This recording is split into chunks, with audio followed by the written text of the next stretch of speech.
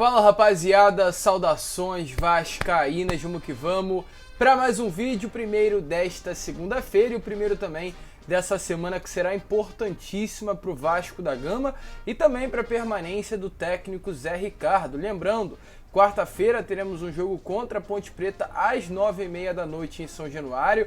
Uma derrota ou um empate pode acabar fazendo com que o Vasco chegue até a zona de rebaixamento da Série B do Campeonato Brasileiro e acabe também resultando numa demissão do atual treinador. É claro, a gente vai falar sobre essa partida, trazer todas as novidades, possíveis mudanças inclusive na escalação, como a entrada do Eric, do Carlos Palacios, e também falar sobre a ausência do Leonardo Matos, que está 2 partidas seguidas sem nem sequer ser relacionado aos jogos. A gente vai falar sobre isso e, além dessas, muitas outras informações importantíssimas para você, torcedor vascaíno. Então, é claro, se está chegando aqui pela primeira vez, seja muito bem-vindo. Este é o canal Gigante, o canal do torcedor vascaíno. Se você ainda não é inscrito, se inscreva no nosso canal, porque a sua inscrição é importantíssima para o nosso crescimento. Aqui embaixo, deixe também o seu like e o seu comentário sobre o que você vem achando desse atual momento do Vasco, se você acredita numa vitória quarta-feira contra a Ponte Preta. Tranquilo, rapaziada? Eu faço questão, é claro,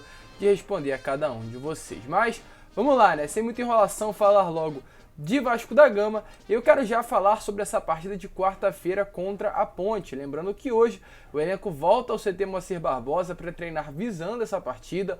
Ontem o elenco não teve folga, foi também ao CT. Os titulares fizeram um trabalho regenerativo e os que não entraram em campo contra a Chapecoense ou estiveram apenas na segunda etapa da partida foram a campo no CT Moacir Barbosa para fazer atividades técnicas, táticas e físicas.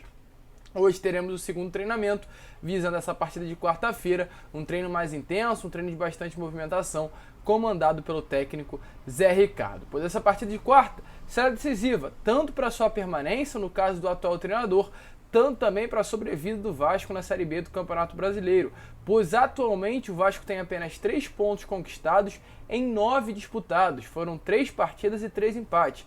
A primeira contra o Vila Nova em São Januário, a segunda contra o CRB lá em Alagoas e a terceira agora neste último final de semana contra a equipe da Chapecoense. Com esses 3 resultados, o Vasco terminou a rodada na 14ª colocação, a 2 pontos de diferença do G4 e a 1 ponto de diferença do Z4, ou seja, uma derrota ou um empate pode fazer com que o Vasco termine a 4ª rodada da Série B do Campeonato Brasileiro entre os 4 últimos colocados da segunda divisão. Então é uma situação de fato bastante preocupante, até mesmo devido a uma possível demissão do Zé Ricardo que pode acontecer e é a grande possibilidade caso ocorra, né, um resultado negativo contra a Ponte Preta nesta quarta-feira. Porém, apesar disso tudo, o Vasco chega bastante animado para essa partida, tanto com relação ao histórico no confronto, quanto também ao atual momento da Ponte Preta. A Ponte Preta que nas últimas 11 partidas venceu apenas um jogo. São 6 derrotas e 4 empates. Ou seja, o Vasco, por jogar em casa, ter uma equipe melhor, é o grande favorito nesse adversário. E, inclusive com relação aos confrontos, o Vasco tem aí um histórico bastante positivo contra a Ponte. A última derrota sofrida para a Ponte Preta foi lá no dia 3 de junho de 2015, ou seja, há quase 7 anos. De lá para cá foram 5 partidas, 3 vitórias e 2 empates, sendo no ano passado 2 jogos na Série B do Campeonato Brasileiro, sendo 2-0 em São Januário e um empate por 1-1 em Campinas, se eu não me engano, inclusive na segunda rodada da Série B do Campeonato Brasileiro. A última partida com público em São Januário entre as duas equipes foi lá em 2017, quando ainda o Zé Ricardo era treinador do Vasco da Gama. Naquele período, Vasco e Ponte Preta se enfrentavam pela última rodada do Campeonato Brasileiro, a 38ª rodada, e o Vasco necessitava da vitória para se classificar para a pré-Libertadores. Venceu, se classificou para a competição com gols aí marcados por por Matheus Vital e Paulinho. Foi um 2-1 e acabou resultando o Vasco a se classificar para esse torneio internacional que o Vasco não disputa desde aquele ano. Mas com isso, será um jogo bastante complicado, um jogo principalmente que terá como fator de influência a pressão em cima do elenco, a pressão em cima do técnico Zé Ricardo, a pressão em cima da diretoria, pois o momento atual do Vasco não é bom e a Série B não é uma competição fácil. Atualmente, todas as equipes fizeram pontos, 6 pontos separam o primeiro do último colocado, todos os times marcaram gols, todos os times sofreram gols, e é claro, a gente vê através dessas 3 rodadas, mesmo com o desempenho ruim do Vasco, que será uma competição muito equilibrada, e se o Vasco não acordar o quanto antes, pode chegar um momento da competição que não terá mais como conseguir o acesso à elite do futebol brasileiro, que é o grande objetivo do Gigante da Colina. Então, para isso, o Zé Ricardo deve ir com bastante novidade para esse jogo. A expectativa, inclusive, é que o Eric, que foi titular nessa última partida contra a Chapecoense, teve a grande chance do jogo no primeiro tempo, num passe, se eu não me engano, do Nenê ou do Raniel, deve ser mantido entre os titulares para essa partida contra a Ponte Preta. O Vasco deve ir a campo no seu setor ofensivo com o Eric, com o Raniel e o Gabriel Peck, ou até mesmo o Nenê jogando pelos lados do campo.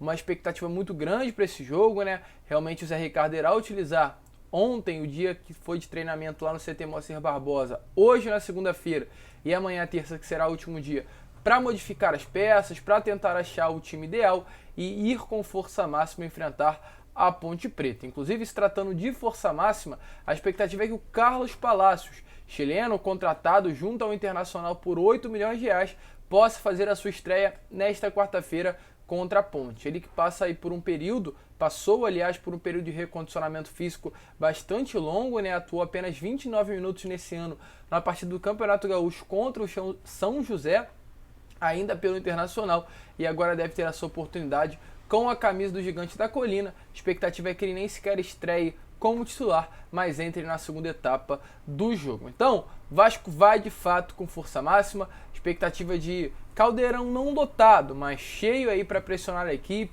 apoiar o Vasco e fazer com que a gente saia com os 3 pontos de São Januário. Uma grande preocupação nesse elenco do Vasco também tem sido a ausência do Leonardo Matos. Não uma preocupação em si, mas um motivo de dúvidas, pois o Leonardo Matos, que era um dos líderes desse elenco, inclusive permaneceu no Vasco mesmo após a queda para a Série B do Campeonato Brasileiro e também após a permanência na segunda divisão, não vem sendo relacionado a 2 partidas.